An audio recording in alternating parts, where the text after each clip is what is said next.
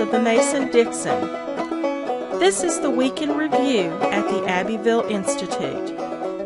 Here is your host, Brian McClanahan. Welcome back to the Week in Review at the Abbeville Institute. This is your host, Brian McClanahan, and this is episode 137, covering the week of September 3rd through September 7th, 2018. Glad to have you back on the program. Very glad to be here.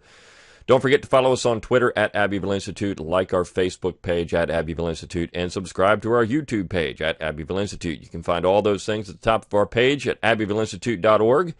Go on there, and you can also give us an email address, and we'll give you a free ebook, and you get our daily dose of Dixie Monday through Friday, and our weekly email on Saturday or Sunday. Also, download our app. You can go to your favorite web application store, whether it's iTunes, Google Play. Doesn't matter. You can go out and get the Abbeville Institute app, and then, of course, you can have the Abbeville Institute on the go, so go do that as well. Also, if you go to our webpage, abbevilleinstitute.org, you've got at the top of the page where it has Shop. You click on that, and you'll be able to buy Abbeville Institute apparel. Great embroidered T-shirts, hats, fleece, all kinds of great things. So go on out there and get your Abbeville Institute apparel. And, of course, don't forget that we exist on your generous contributions alone, so please consider a tax-deductible donation to the Abbeville Institute.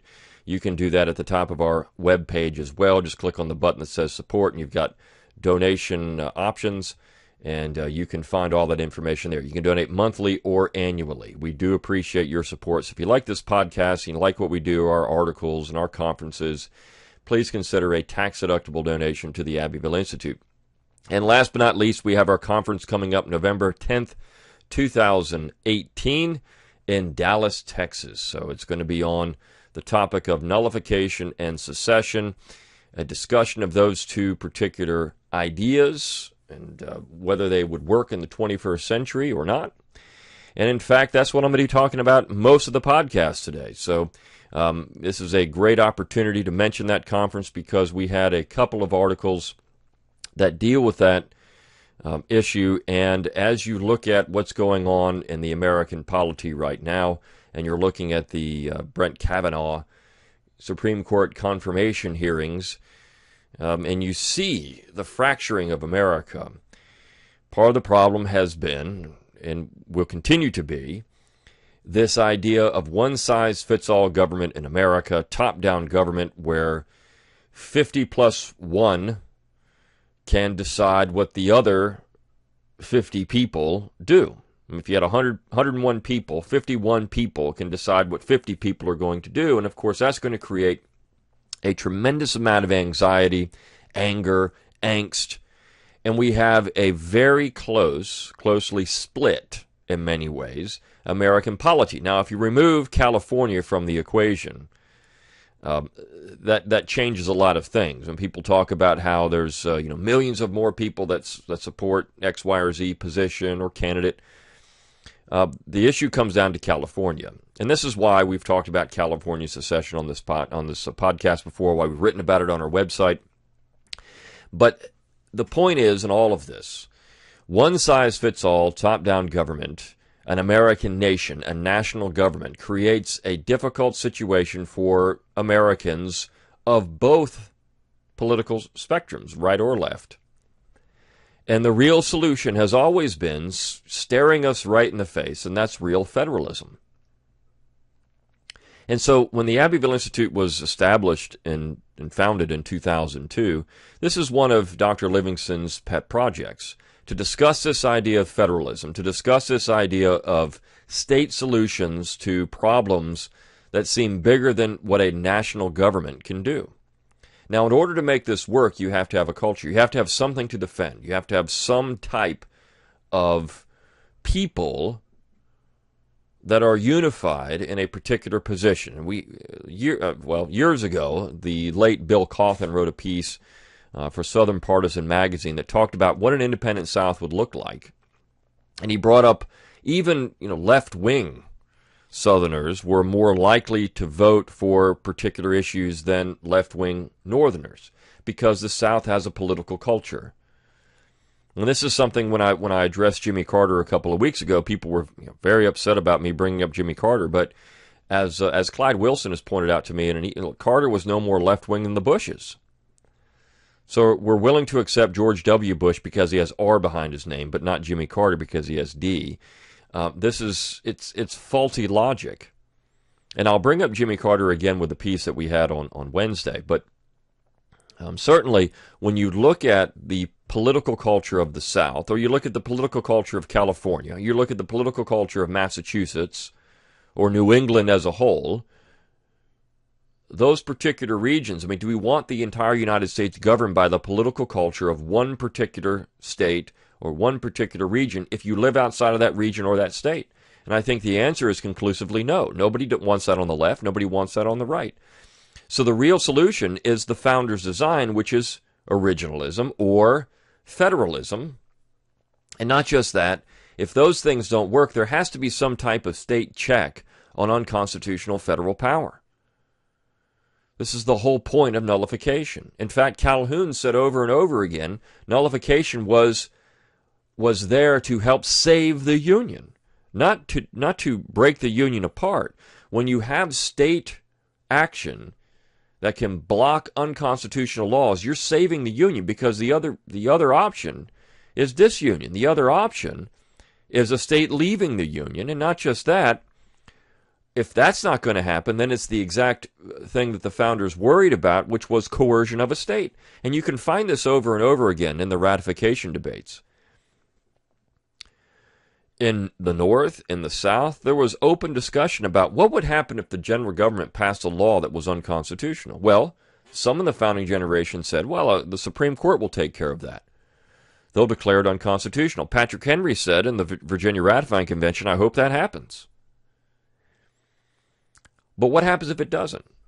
What happens if the Supreme Court doesn't take care of that? Then what do you do? Then what do the people of the states do at that point? If you have an clearly unconstitutional law passed by the Congress, the president signs it, the Supreme Court upholds it, then what do you do?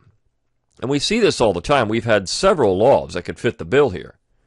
So then what do you do? What do the states do? What do the people of the states do to block those laws? Well, the only thing they can do is invoke the 10th Amendment and say, well, that power is not delegated to the general government, and we're not going to follow it.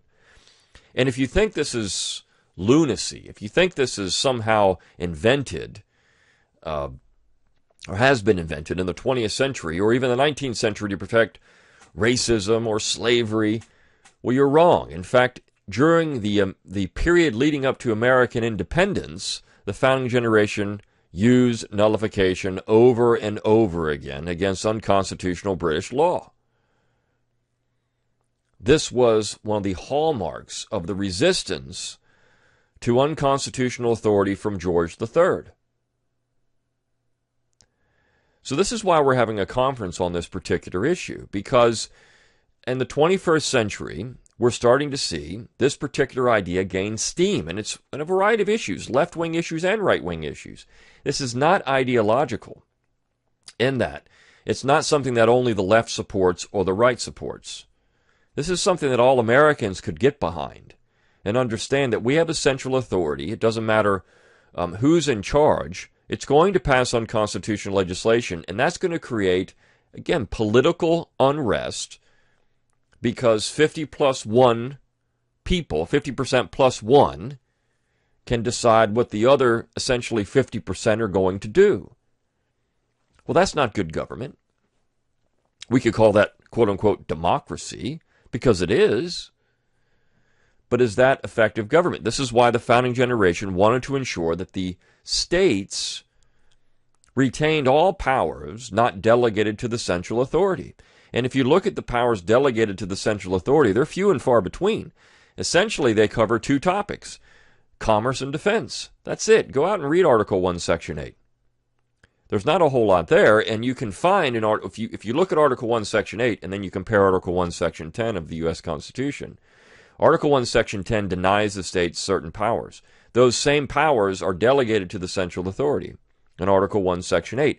Everything else is left to the states. And this is exactly how the founding generation sold the Constitution to the states when it was going through ratification.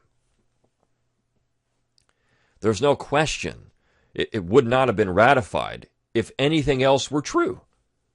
James Wilson of Pennsylvania, the arch nationalist, the man who wanted to essentially abolish the states and worked throughout his political career to try to show that the states never really existed before the Continental Congress, which was lunacy. I called it 18th century fake news. He, in fact, drafted his own version of the Declaration of Independence. I mean, this is how crazy this guy was. James de Caledonia. James de Caledonia, a man who wanted to ensure that the Senate was popularly elected, who believed that the central authority should have an absolute negative over the states. This is the guy, the arch nationalist, stood up at the State House Yard speech, which was issued. He gave this speech just a couple of weeks after the Constitution had been signed in Philadelphia. And he gave this speech in Philadelphia at the State House Yard, right at Independence Hall. And he says, look, when you look at this document, everything that is not expressly delegated, and he used the term expressly several times, everything that is not expressly delegated, whether it's this speech or other speeches, is reserved to the states, because the states have unlimited powers where the central authority only has the powers that we give it. And one of the arguments that's often given for nullification is unconstitutional. Nothing in the Constitution says the states can nullify law. Nothing in the Constitution says the states can secede. Well, that's actually true. It doesn't, because it didn't have to. This was a reserved power of the states. If it's not denied in Article 1, Section 10, the states can do it, and it's not denied in Article 1, Section 10. The states could do everything. This is how the Constitution was sold, that wasn't expressly denied in Article 1, Section 10, and the central government could only do what was granted in Article 1, Section 8, or throughout the rest of the document in other areas. And of course, people bring up the Supremacy Clause, which is only, the general government is only supreme in pursuance of the Constitution, which means the powers that are delegated or granted, as it's said in Article 1, all legislative powers herein granted. Well, who's granting them? The states. So we could go on and on about this. But this is why we're having a conference on this particular issue, and why Ronnie Kennedy wrote an article on Monday about this. Are nullification and secession real solutions to modern problems, or are they just wacko, crazy, harebrained ideas? I think more and more Americans are waking up to the fact that, you know what, maybe the states, because the states have a tremendous amount of power, need to get involved and do something here. Now, there are problems with this. One of the more important is that the states slop at the trough just like individuals do, and they want the federal cash to do all of their legislative programs. I mean, state legislators have little understanding, as little understanding of the Constitution as those in Congress. So education really is an issue, and this is why the Abbeville Institute exists. This is not subversive. This is not dissident. This is just looking at the federal design of the United States government. It's a federal republic. That's all we're talking about here. The original design of the United States. We're talking about the founding generation, those that drafted the Constitution and the Articles of Confederation and 13 state constitutions, and how they conceptualized the general government. The evidence is all out there. There were nationalists. There were those that wanted to abolish the states. There were those that wanted an absolute negative over state law. You know what? They lost. And the Constitution would not have been ratified had they won. They lost. They lost the argument in the founding period. But yet somehow we seem to forget that, because it's expedient not to do that. We want our guy in the general government. We want our iron-fisted man in the presidency to go up there and just take it to the other side. And that's all fine and dandy. It's fun. You know, if you're on the left and your guy's in power, you can take it to those on the right. If you're on the right and your guy's in power, you can take it to those guys on the left. But what does this do? It creates political unrest. It's going to create a nasty political situation, ultimately, if we don't come up with real solutions to these problems that are peaceful, and state action that reflects the political culture of the people in those states. For example, California could have its socialist utopia, and the rest of the people of the United States could care less. They just wouldn't worry about it at all. because it would only affect California. And if you don't like it, you can leave. You can leave California, and you can go live in a state that better reflects your political culture. This could happen. It is the most peaceful thing to do. But we don't look at it that way. For some reason, Americans think if it's happening in California, it's happening here in my state. It's not true. It's not true at all. Now, if we're tied into a system of government where California can determine what happens in our state, well, then that's a problem. And that only is a problem if we have one-size-fits-all top-down national government. Otherwise, it's not a problem at all. This is why nullification and secession, ultimately, are solutions to our political problems in the United States. And I think Ronnie Kennedy is right on with this.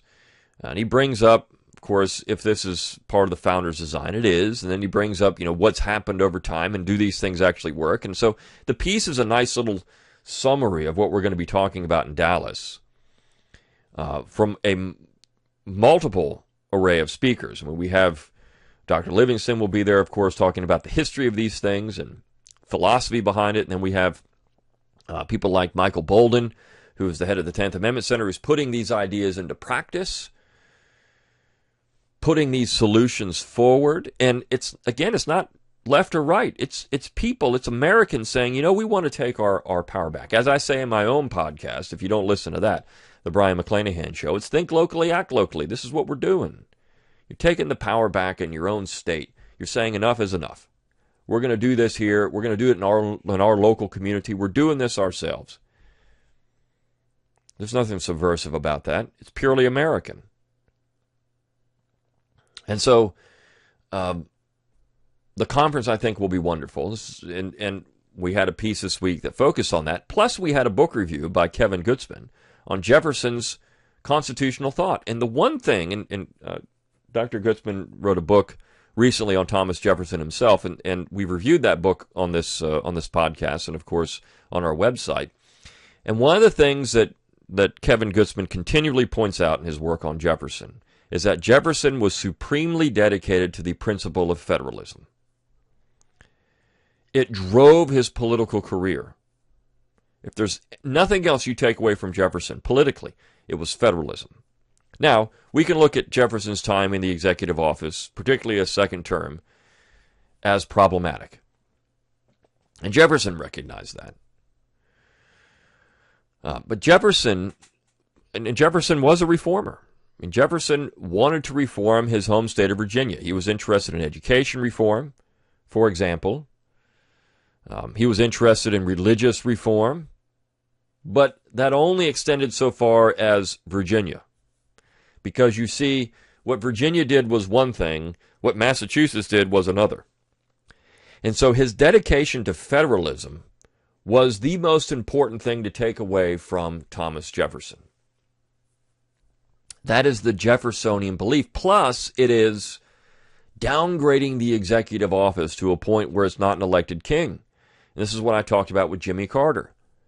Whether it's image or not, I mean, people pointed out, well, Jimmy Carter, his luggage was empty. Yes, I know that. But it's image. It's what Carter was trying to do there. It's Jeffersonian. You see, Americans believed in this principle in the antebellum period. When you look at the 1840 election, the propaganda behind that, it was a king, Martin Van Buren, versus the man of the people, William Henry Harrison. This is the propaganda that was used. Andrew Jackson, a man of the people. Now, of course, South Carolinians called him King Andrew. This is why the Whig Party was founded, because they thought the executive branch had too much power.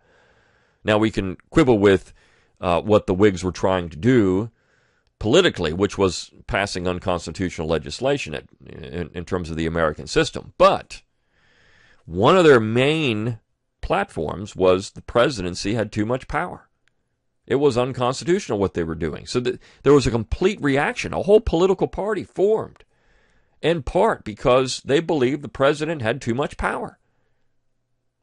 That's the American tradition. I mean, I think that Michael Holt has pointed out in his massive study on the Whigs, which is like 1,000 pages, this thing is huge, the American Whig Party, that Henry Clay was not a Federalist. He was a Jeffersonian Republican who had this nationalist strain in terms of economics, but when it came to government itself and what the government could do at times, particularly the executive branch, he was very Jeffersonian in that way. Now, when John Tyler was president, the two had a falling out. Tyler, as I've said before, is the greatest president in American history. But Clay's argument against Tyler was that he had too much power. The president had too much power. That was it. So when you look at this idea of nullification, secession, federalism is what we're talking about.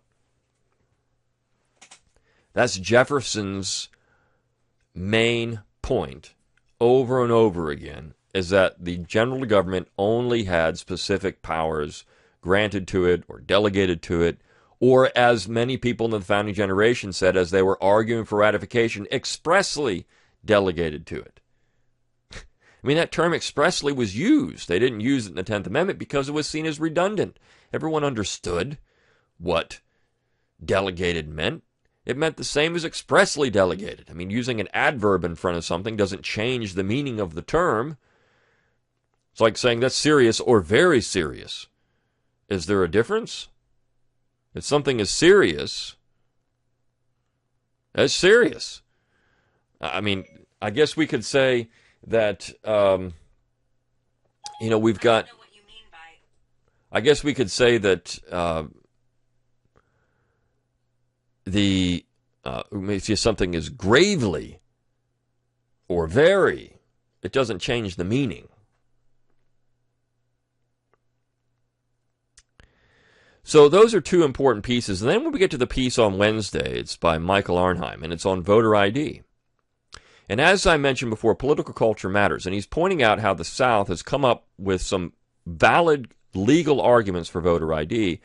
And this is something that's important because, again, political culture in the South is in favor of voter identification. And it's not just right-wing Southerners. He points out that Jimmy Carter was in a coalition supportive of voter identification, and how states like Texas are leading the way and allowing all kinds of forms of identification to vote. You can go and get a simple state. You don't have to have a driver's license. There's all kinds of ways to get a state-issued ID for very little money to show this is who I am and I'm going to vote. I know when I go vote in Alabama, I have to show an ID.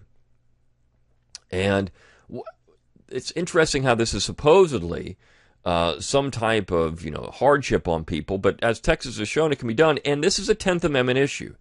If you look at the original Constitution, there's nothing in the powers of the general government that allow it to interfere as much as it does in state elections, because the Constitution is very clear that the requirements that are there for electing state legislators are the same as electing federal legislators. And the states determine all of that. So we've gotten to a point where we think, well, I mean, we can't. The general government has control over elections, but that's not the case. Of course, we do have several amendments to the Constitution that determine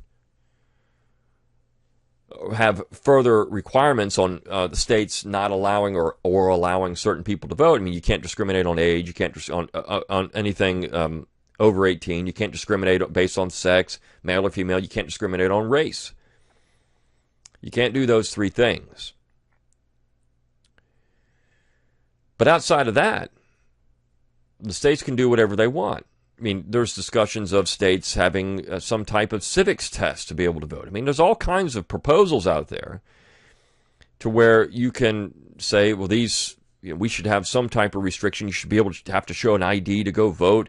I mean, so this is all about political culture, and it really comes down to federalism again, as Arnheim points out.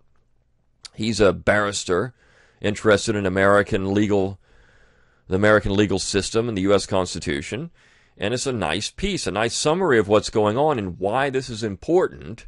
But not just that, it's about political culture and federalism. I mean, if Massachusetts wants to have anybody walk in, they can vote several times if they want to. I mean, that's one thing. Now, of course, we can see how that could affect the rest of the United States if we have a national government. But if we don't have that, it doesn't matter. You see, they can have all the voter fraud they want in their own state, and they have to live with it. Same thing in California. But in the South, or in the places that want this, even if it's in North Dakota,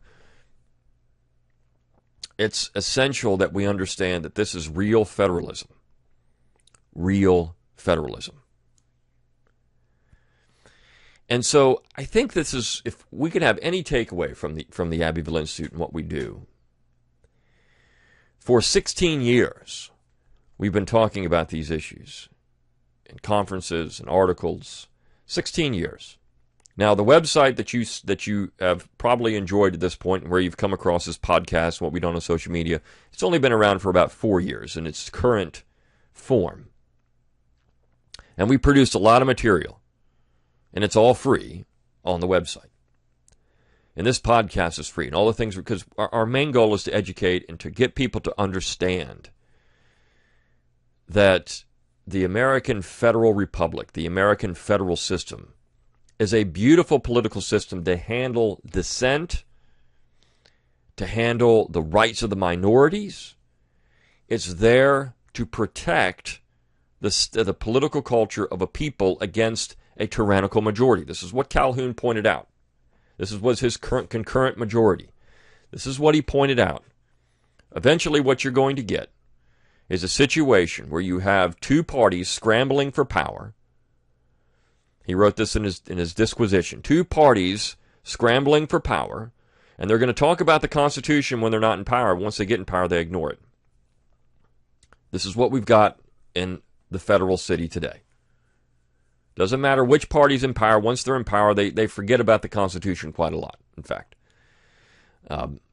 Because we want them to go out and do something about certain things. And then the other side is, cries about the Constitution. They really don't care about it. Once they're in power, they'll abuse it too.